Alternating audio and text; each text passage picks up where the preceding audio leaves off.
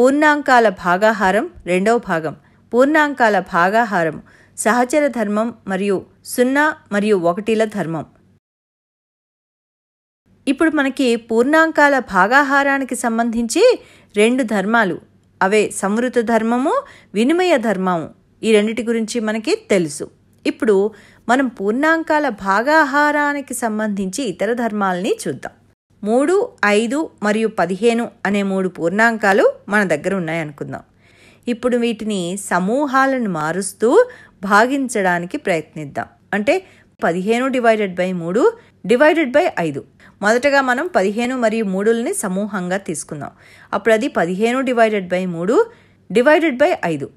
అంటే మనం 15 మరియు 3లని భాగిద్దాం. కాబట్టి 15/3 = 5. తర్వాత 5/5 = 1. జవాబు 1. ఇప్పుడు మనం 3 మరియు 5లని సమూహంగా తీసుకుందాం. అంటే 15/3/5. అంటే 15/3/5. ఇక్కడ మనం 3/5 యొక్క వ్యుత్క్రమాన్ని ఉపయోగిస్తే 15 × 5/3.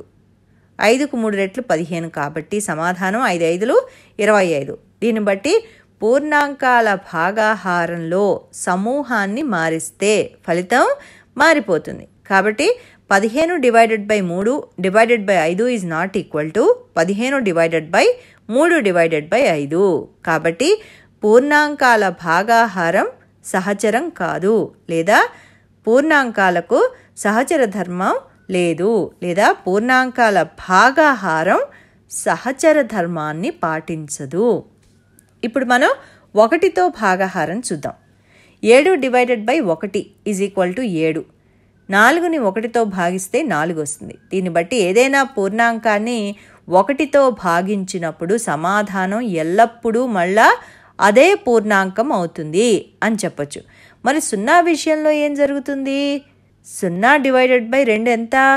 ఉదాహరణకి మీ దగ్గర అసలు చాక్లెట్లు లేవు, లేదా 0 చాక్లెట్లు ఉన్నాయనుకుందాం. ఇప్పుడు ఈ 0 లేదా లేని చాక్లెట్లని 2 భాగాలుగా విభజించి నా స్నేహితుడితో పంచుకుంటానంటే దానికి ఎటువంటి అర్థము లేదు, ఉండదు కూడా. అంటే ఇక్కడ మళ్ళీ ప్రతి భాగం కూడా 0యే కదా. 0/2 = 0. గణితపరంగా చూసినా కూడా 0/2 అంటే 2కు 0 రెట్లు 0. కాబట్టి 0/2 = 0. కాబట్టి ఇక్కడ సమాధానం 0.